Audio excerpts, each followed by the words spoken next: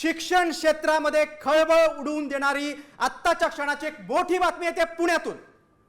पुणे विद्यापीठात बनावट degree racket सक्रिय असल्याची एक धक्कादायक माहिती समोर आली आहे। सावित्रीबाई फुले पुणे विद्यापीठात 3 लाखात बीकॉम ची बोगस डिग्री मिळवून देत असल्याचा प्रकार उघडकीस आलाय। एका रिक्षावालाच्या सतर्कतेमुळे विद्यापीठातील हे सगळं रॅकेट उघडकीस आलंय।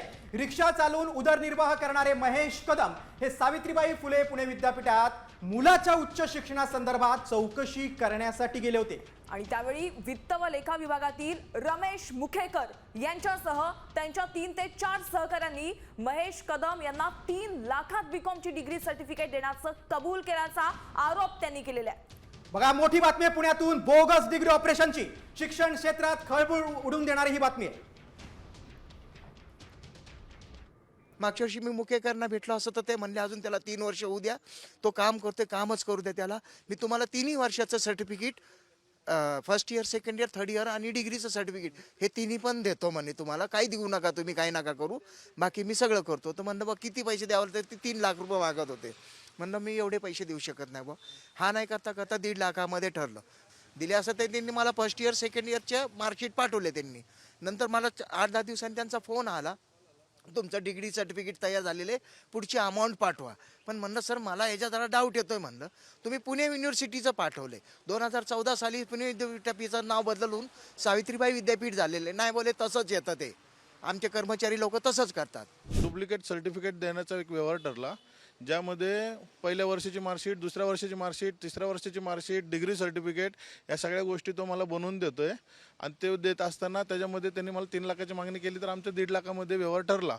त्यामध्ये मी त्याला लगेच 50,000 रुपये ट्रान्सफर केले आणि अजून 20,000 नंतर 1-2-3 दिवसांनी त्याला ट्रान्सफर केले। अशा जर डायरेक्ट सर्टिफिकेट पेपर फुटेचे तर रॅकेट ओपन होते, पण हे तर डायरेक्ट एक्झाम न देता, कुठल्या कॉलेजला ॲडमिशन न घेता डायरेक्ट सर्टिफिकेट मिळवून देते, आणि ते पण कवडी अमाऊंटमध्येच। तक्रारदार महेश कदम आणि गायकवाड यांनी काय आरोप केले आपण पाहिलं। पुणे विद्यापीठातल्या सगळं बोगस डिग्रीचं प्रकरणाचं बिंग कसं फुटलं आपण पाहूया ग्राफिकच्या माध्यमातून। बघा, तक्रारदार मुलाच्या ऍडमिशनसाठी विद्यापीठात गेले होते आणि त्यानंतर वित्त व लेखा विभागातील मुखेकरांनी डिग्री देतो असं सांगितलंय।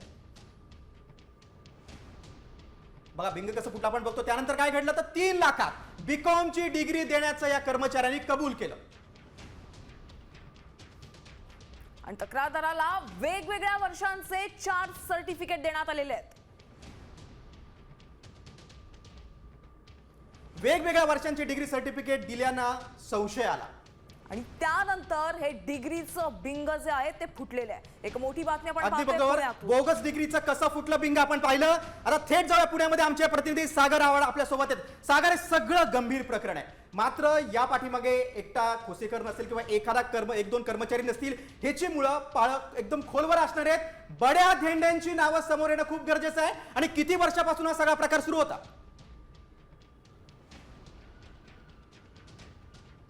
नक्की गिरीश, आपण जर बघितलं तर अत्यंत हा धक्कादायक प्रकार आहे। आणि या आधी म्हणजे हा रिक्षावाल्याच्या सतर्कतेमुळे हा प्रकार जो आहे तो सर्व उघडकीस आलेला आपल्याला पाहायला मिळतो। आणि त्याच्या सतर्कतेमुळे पुढील काळामध्ये ज्या समस्यांना लोकांना सामोरं जावं लागणार होतं, विद्यापीठाची जी बदनामी होणार होती ती थांबली जाणार आहे। कारण की आतापर्यंत या आधीही अनेक लोकांना अशा पद्धतीने 3 लाख रुपये देऊन डिग्र्या ज्या आहेत त्या दिलेल्या असणार आहेत आणि त्याची चौकशी होणं अपेक्षित आहे। एकंदरीतच काय तर पुणे विद्यापीठाचं एक सर्वत्र नाव आहे आणि 3 लाख रुपये डिग्री म्हणजे एका वर्षाचे 1 लाख रुपये तुम्ही कॉलेजमध्ये जा अगर नका जाऊ, मात्र 3 लाख रुपये दिल्यानंतर 3ही वर्षांच्या डिग्र्या ज्या आहेत त्या तुम्हाला मिळणार होत्या। आणि याच डिग्र्यांसाठी एवढे पैसे आहेत असे देणारे अनेक महाभाग असतील, त्यांनी अशा डिग्र्या अनेक वेळा पुणे विद्यापीठातून घेतल्याही असतील, त्याचाही शोध घेणं पोलिसांचं कर्तव्य, विद्यापीठाचं कर्तव्य आहे। मात्र विद्यापीठाने एक संशोधन समिती नेमलेली आहे। या संशोधन समितीचा जेव्हा अहवाल येईल आणि या अहवालामध्ये मुखेकर मुखेकाराबरोबर अनेक त्या ठिकाणचे कर्मचारी असतील किंवा परीक्षा विभागातील कर्मचारी असतील, त्यांचाही शोध जो आहे तो या संशोधन समितीकडून घेतला जाईल. मात्र जे दोषी असतील त्यांच्यावरती कारवाई करणं आवश्यक आहे. जर सावित्रीबाई फुले पुणे विद्यापीठामध्ये अशा पद्धतीने नक्कीच बोगस नक्कीच डिग्र्या सागर आणि ज्या आहेत, अहिल्यानगर त्या नाशिक हे दोन मोठे जिल्हे देखील पुणे विद्यापीठाला जोडले गेलेले आहेत. असे आणखी कोणाची फसवणूक झाली, कोणाकडे पैसे मागितले गेलेत याची सगळी चौकशी करून समोर येणं खूप गरजेचं आहे. सागर, तुम्ही अत्यंत या महत्त्वाच्या बातमी संदर्भात महत्त्वाची माहिती दिलीत त्याबद्दल धन्यवाद.